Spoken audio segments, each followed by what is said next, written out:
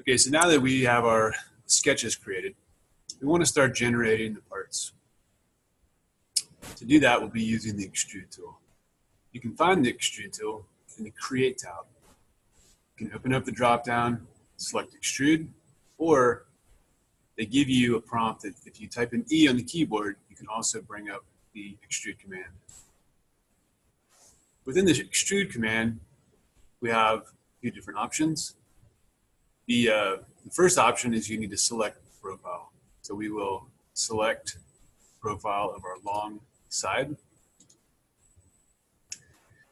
The second tab gives us an option to extrude from the profile plane, from an offset distance from the profile plane, or from an object. We want to attach it to the corresponding sketch, so we're going to select from an object. The object we want to attach to is the corner of our left-hand sketch. And what this does is when we go to modify the sketch later on, when the drawing is more complicated, it will expand with the sketch, so the side will move with the sketch. Now, if you notice, there's an arrow pointing outward, and it's outward from this line here. We want to keep our box component within the confines of the sketch, and to do that, we'll give it a negative extrude value. So we'll come down to this extrude distance, go negative T, which is the value of the thickness of our material. We have options for the type of operation. If we had other bodies in here, we could join them together. We could cut them. We can cut away intersections. This is our first body, so we're going to select the new body tab. And OK. So now the sketches that we used have been hidden. If we want to see them again, we can select the light bulbs, and it brings them back up. So now we'll continue on extruding. E on the keyboard, select the elements we want to extrude from an object, select the object extrude point, and the value. It's a new body. Okay. We'll do the other sides now.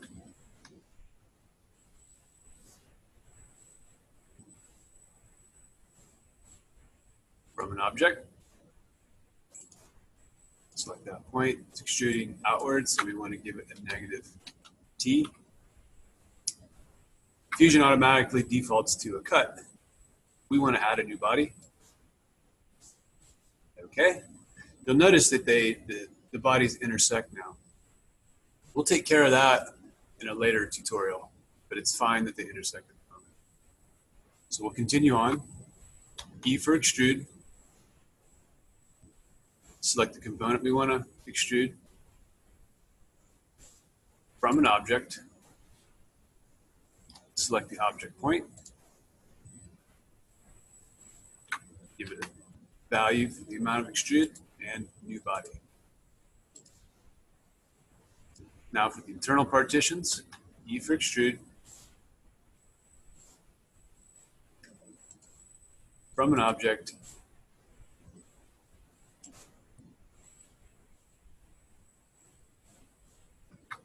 Negative T.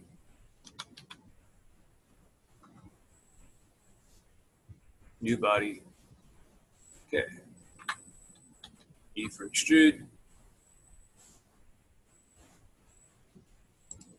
From object.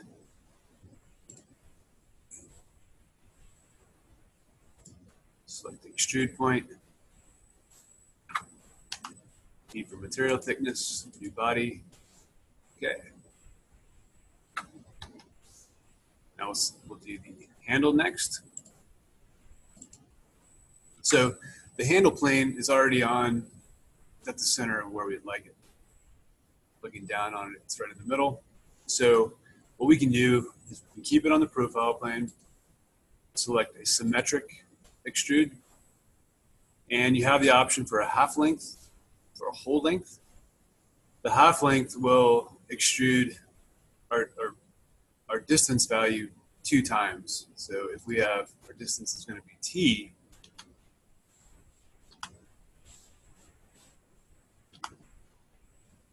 it will be 2 times t. So we would like to select this halfway point. Our total thickness will be t. And we want a new body. Hit OK.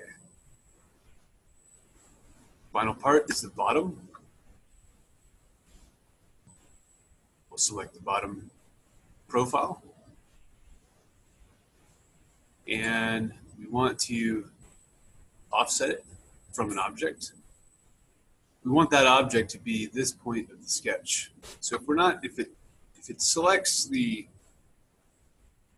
body, and we update the body later by doing a cut that's separate, it will give us a default that we later have to go back and fix. So we want to make sure we're selecting the sketch point. So if you hover over the sketch point and hold down the left mouse button, it gives you options to select the face of the sketch point or the face of the extruded body. We want to make sure we're selecting the sketch point. And it looks like the arrow is going upwards, which is what we want. We want to be a value of T, material thickness, and we want a new body. So now we have all of our extruded bodies. There's an issue with them intersecting, but we're going to take care of that in the next video. We can hide these sketches to get a little bit better picture. And if you notice here, there's a new bodies folder created. You can go back in here by double clicking, and you can rename each of the bodies. I'm not going to do that. I don't think it's totally necessary, but if it's a preference really. You can also, each of the extrudes that we performed generated a tick in the timeline. If you hover over them, it shows you what the function is. It's an extrude, and it highlights the component that was extruded. If you double click on it, you can go back in here and modify any of the selections you've done to add or take away. So that concludes the extrude video. On the next video, we'll be looking at how to clean up these corners.